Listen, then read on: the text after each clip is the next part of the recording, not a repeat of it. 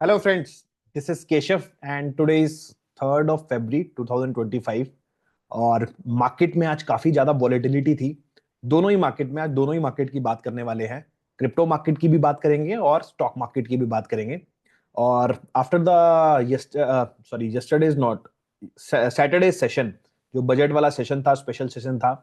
इतना अच्छा बजट जो कॉमन मैन के लिए इस बार आया और उसके बाद भी कहीं ना कहीं मार्केट ने वो वैसे रिस्पॉन्ड नहीं किया सैटरडे को भी। और आज भी हमें एक जो टैरिफ वाली न्यूज मिली। हालांकि ये न्यूज वैसे सैटरडे को ही आ गई थी, सैटरडे के बाद फ्राइडे को ही आ गई थी।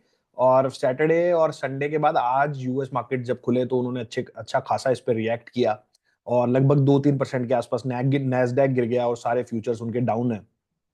और इन्हीं 2 दिनों में, मतलब फ्राइडे, सैटरडे और संडे में, कहीं ना कहीं क्रिप्टो मार्केट के अंदर भी अगर आप बिटकॉइन को देखोगे या बाकी जो कॉइन्स हैं, तो वहां पर भी काफी ज्यादा फॉल देखने को मिल रहा है। और वहां भी जो रीजन समझ में आ रहा है वो इसी टैरिफ्स को लेके है। और टैरिफ्स के कारण एक एल सेल्वाडोर करके कंट्री है जिसने पिछले आई थिंक 5 सालों के अंदर बिटकॉइन को एज ए लीगल टेंडर घोषित कर दिया था। बट अभी उन्होंने अपना स्टांस चेंज कर लिया और उसका बताया जा रहा है कि आईएमएफ की वजह से उन्होंने अपना स्टांस चेंज किया है और आईएमएफ की वजह से उन्होंने अभी इसको लीगल टेंडर लिस्ट से हटा दिया है। तो एल सल्वाडोर जो कंट्री है, इसका यू टर्न हुआ। और उसके अलावा जो लिक्विडेट हुए हैं पोजीशंस, कुछ $1,05,000 पे बिटकॉइन में, वो भी अभी तक के सबसे बड़े लिक्विडेशन हैं। मतलब जितना मैं न्यूज में पढ़ रहा था कि कोविड में जितना लिक्विडेशन हुआ था उससे भी ज्यादा लिक्विडेशन अभी हुआ है पिछले 2 दिनों के अंदर।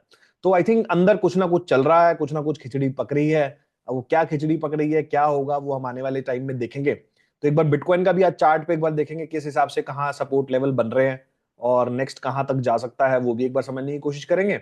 और स्टॉक मार्केट में अगर आप देखोगे तो मार्केट आज कुछ 200 पॉइंट 250 पॉइंट नीचे गया और 23,200 के आसपास एक सपोर्ट लिया पूरे दिन और उसके बाद रिकवर होके ओवरऑल अगर आप ग्लोबल मार्केट से कंपेयर करोगे तो हमारा मार्केट आज काफी बोल्ड और अच्छे तरीके से उसने क्लोजिंग दी। मतलब नीचे बिल्कुल भी नहीं आया, हालांकि डाउ जोन्स और बाकी जो इंडेक्सेस हैं वो कहीं ना कहीं 1.5-2-3% के आसपास डाउन थे। तो फिर भी इतना डाउन होने के बाद भी हमारे मार्केट आज काफी रेजिलिएंट थे और काफी अच्छा performance in terms of global markets आज हमारे मार्केट्स ने किया है। तो एक बार चार्ट्स पे डिस्कस करता हूं आपसे, सारी चीज समझते हैं। जो ये जो टैरिफ वाला मुद्दा है कि ट्रम्प ने जो इन 3 कंट्रीज के ऊपर टैरिफ लगाए हैं, चाइना है, उसके अंदर मैक्सिको है और कनाडा है। तो कनाडा और मैक्सिको के ऊपर 25% टैरिफ लगाया है और जो अपना ये चाइना है उसके ऊपर 10% का टैरिफ लगाया है। अब चाइना भी इसको लेके खामोश नहीं बैठने वाला है और वो भी बोल रहा है कि मैं इसके अंदर वर्ल्ड ट्रेड ऑर्गेनाइजेशन में जाऊंगा और कहीं ना कहीं इनको इनको काउंटर करूंगा वहां पे। और कनाडा ने भी उसके ऊपर कुछ काउंटर टैरिफ लगा दिए हैं। मतलब वैसे तो बहुत छोटा छोटा देश है बट दिखाने को तो कोई हर कोई कर ही सकता है। तो उन्होंने भी काउंटर टैरिफ यूएस के ऊपर लगा दिए हैं। आई थिंक ट्रम्प जो ये बात बोल के आए थे कि मैं टैरिफ इस तरीके से लगाऊंगा जिस जिस जो बोल के उन्होंने इलेक्शन जीता है, तो आई थिंक वो सारे काम अब हो रहे हैं। और वो सारे काम जो वो बोल के आए थे, जो जो वादे उन्होंने किए थे, एक एक करके अब उन वादों को पूरा करते जा रहे हैं, जो हमें आने वाले टाइम में देखना पड़ेगा। बट मेरे हिसाब से अगर इस हिसाब से टैरिफ लगते रहे और इस हिसाब से चीजें होती रही तो एक बार इकोनॉमी यहाँ पर डिस्ट्रप्शन हो सकता है, सप्लाई चेन डिस्ट्रप्शन हो सकता है, चीजें महंगी हो सकती हैं, इन्फ्लेशन आ सकता है और कहीं ना कहीं इकोनॉमीज को एक बार हिट लग सकता है। वो उसमें जो इकोनॉमी है वो कहीं ना कहीं यूएस की भी इंक्लूडेड है। मतलब यूएस की जो अपनी इकोनॉमी है वो भी उससे कोई शॉर्ट टर्म में, मैं लॉन्ग टर्म में नहीं बोल रहा, शॉर्ट टर्म में बोल रहा हूँ, कहीं ना कहीं वो भी हिट हो सकती है। बट इन लॉन्गर रन अगर ये अपना डेट भी इसके साथ साथ कंट्रोल कर लेते हैं तो ये एक अच्छी बात भी हो सकती है इन कंट्रीज के लिए। आई थिंक उसी डायरेक्शन में ये लोग बढ़ रहे हैं। तो एक बार चार्ट पे चलते हैं, एक बार वहां समझते हैं किस तरीके के चार्ट बन रहे हैं। लेके चलता हूँ चार्ट के ऊपर।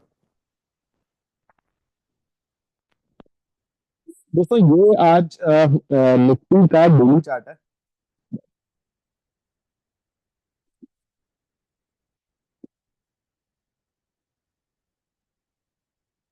तो आप देखोगे कि निफ्टी का जो डेली चार्ट है इसके ऊपर आज ग्रीन कैंडल क्लोज हुई है। ये जो बजट वाली कैंडल थी हमारी सैटरडे की, वो फिर भी एक डोजी टाइप कैंडल थी। और ये 200 डीएमए की लाइन है अपनी, ईएमए की नहीं है, ईएमए सॉरी डीएमए की नहीं, ईएमए की लाइन है 23,627। ये काफी अच्छा रेजिस्टेंस का काम कर रहा है अब तक।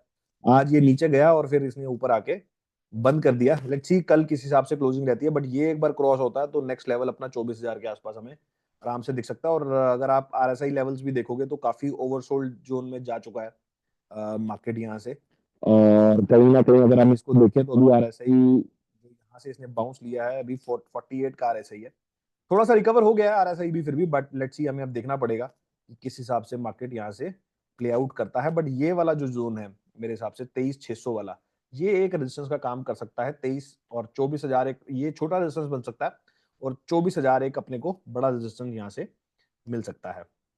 इसके अलावा बाकी इंडेक्सेस अगर आप देखोगे, ये निफ्टी जूनियर हो गया, निफ्टी नेक्स्ट 50, ये भी आप देखोगे तो आज 1% ये डाउन था।